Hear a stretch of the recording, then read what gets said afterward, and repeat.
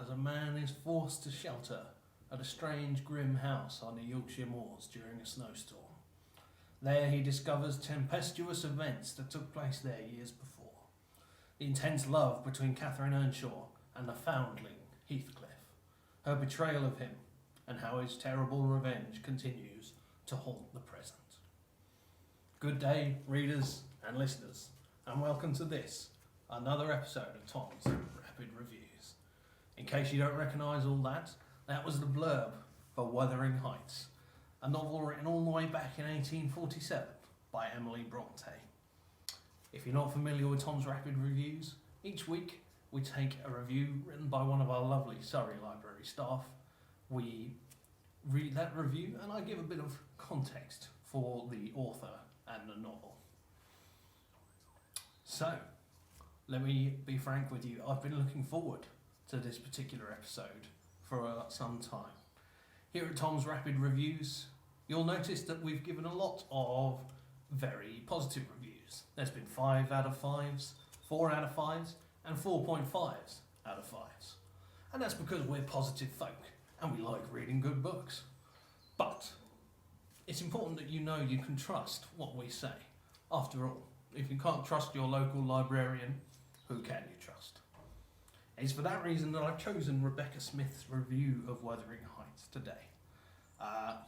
Little spoiler for you, she didn't much care for it. Let's see what she had to say.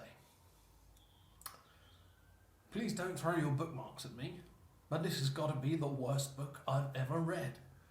Now don't get me wrong, I can appreciate that the writing style and descriptions are exceptionally clever. I just couldn't cope with the excessive whining and moaning throughout the book, which doesn't really get better by the end. Especially in current times, I don't need any more downers on my day, thank you. I know the characters are supposed to be somewhat unlikable, but this takes it too far. I couldn't find any real hint of romance in the book either.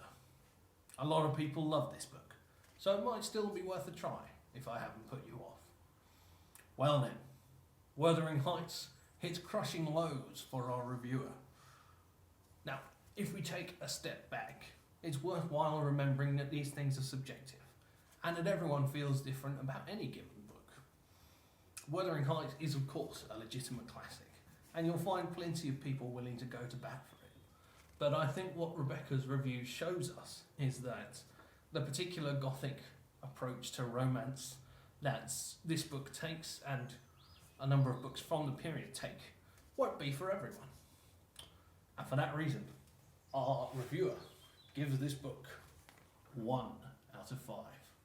That's right, a special day in its way for Tom's Rapid Reviews, as we give our first 1 out of 5.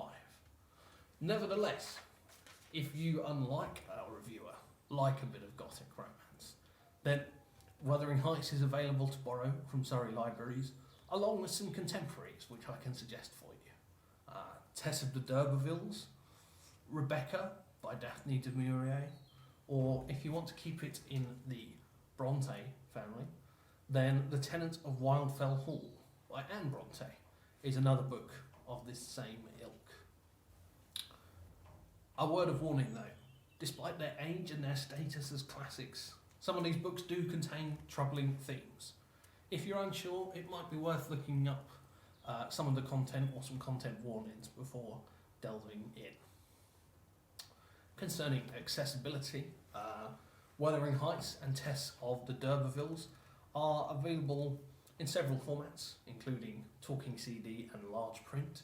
Rebecca is available to read or to listen to as a talking CD, and The Tenant of Wildfell Hall is available in large print. So, hopefully, there'll be an option that suits you. Hopefully that's giving you some inspiration for this week, something to read or to listen to. For now though, it's time for me to sign off. So, stay safe, borrow books, and be careful on those Yorkshire moors. Join us next week for some Tom's Rapid Reviews.